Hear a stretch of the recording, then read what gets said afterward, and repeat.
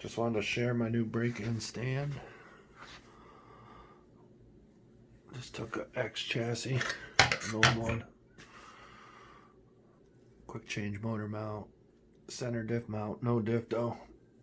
Old junk. Spectrum servo. So I can set the throttle, fuel tank, put the air filter holder on there. Leave the stock break-in pipe right on the chassis. I don't have to have a flywheel, or I have a flywheel, but I don't have to have a clutch bell and bearings. Sit there and run the bearings while the damn thing's sitting there idling.